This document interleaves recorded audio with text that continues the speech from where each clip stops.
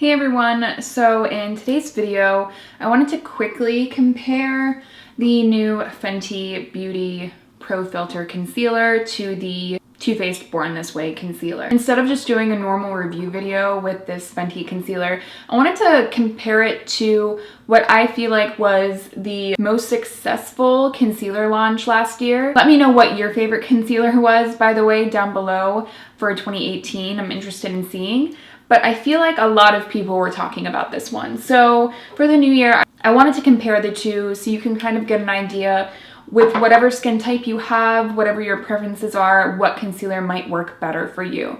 So if the video and the demos are helpful, please make sure to give this video a thumbs up. I would also love to have you back on my channel, so make sure to subscribe if you'd like to see more. So let's first start off with the Too Faced Born This Way concealer.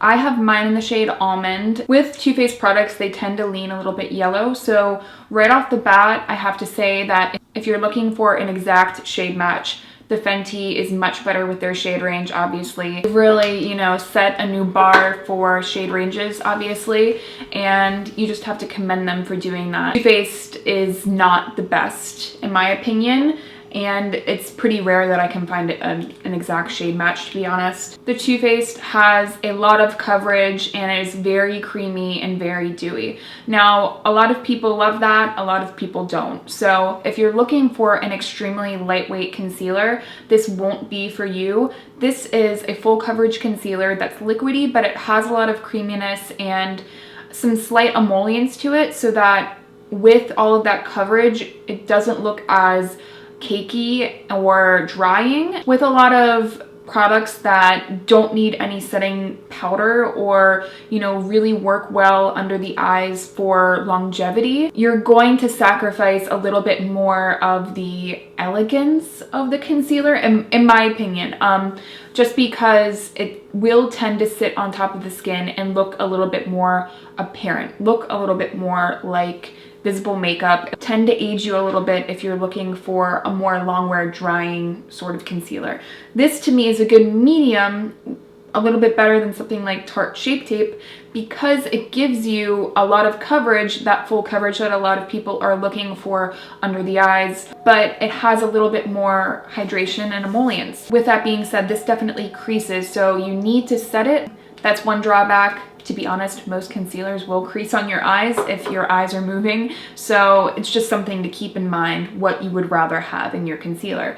Now for the Fenty Beauty Concealer, this one is a lot thinner and more lightweight. A lot of people really enjoy that under the eyes because they find that it just complements their skin better. They like that it creases less than a lot of other concealers.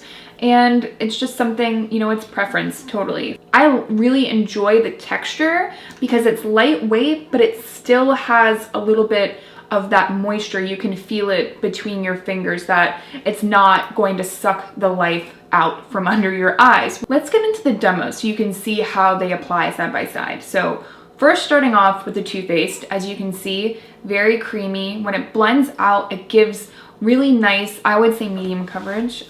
Just personally for me, I feel it's medium, but it really just smooths out the under eye. And if you have dry skin or a lot of texture under your eye, it's not going to exaggerate that texture, especially if you have scaly skin under your eye. I personally do, just hereditarily, not from anything else or any other factors, just I naturally have it.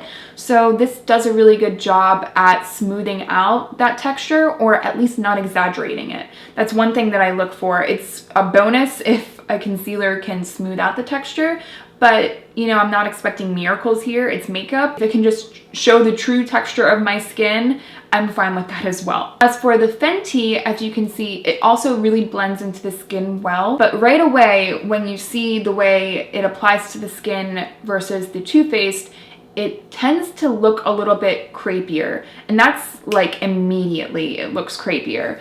For some reason on my skin, it just looks extra crepey, and it's not necessarily that it looks dry. It does look a little bit more drying under the eyes, but it just really immediately settles into the fine lines under my eyes that I didn't even really realize that I had.